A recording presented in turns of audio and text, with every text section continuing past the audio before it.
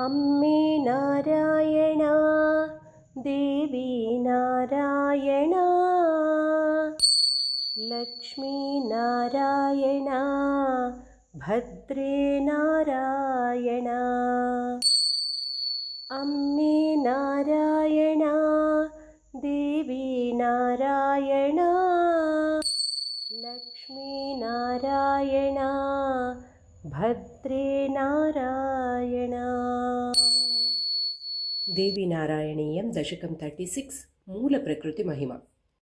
त्वमेव मूलप्रकृतिस्त्वमात्मा त्वमस्य रूपा बहुरूपिणी च दुर्गा च राधा कमला च सावित्री आख्या सरस्वत्यपि च त्वमेव।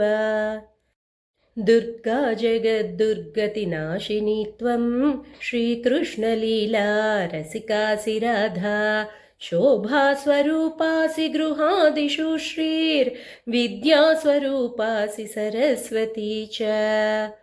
सरस्वती हा गुरुशापनष्टां त्वं याज्ञवल्क्याय ददाध विद्यां त्वामेव वाणी कवचं जपन्तः प्रसाद्य विद्यां बहवोऽधिजुग्मुः। त्वं देवि सावित्र्यभिधां दधासि प्रसादतस्ते खलु वेदमातुः लेभे नृपालोऽश्वपतिस्तनूजां नाम्ना च सावित्र्यभवत् किलैषा। सा सत्यवन्तं मृतमात्मकान्तम् आजीवयन्ती श्वशुरं विधाय दूरीकृतान्त्यं तनयानसूत यमाद्गुरोराप च धर्मशास्त्रम्। स्कन्दस्य पत्नी खलु बालकाधिष्ठात्री च षष्ठीति जगत्प्रसिद्धा त्वं देवसेना धनदा धनानाम् अपुत्रिणां पुत्रसुखं ददासि।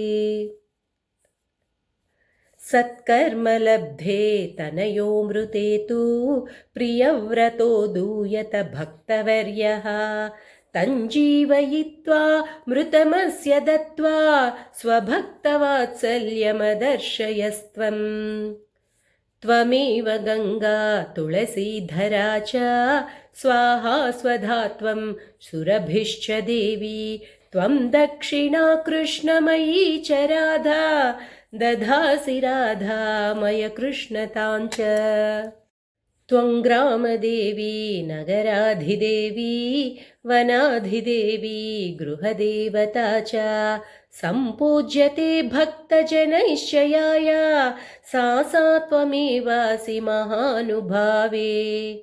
यद्यत् श्रुतं दृष्टमपि स्मृतं च तत्तत्त्वदीयं हि कलांशजालं न किञ्चिनास्त्येव शिवे त्वदन्यद् भूयोऽपि मूलप्रकृते नमस्ते।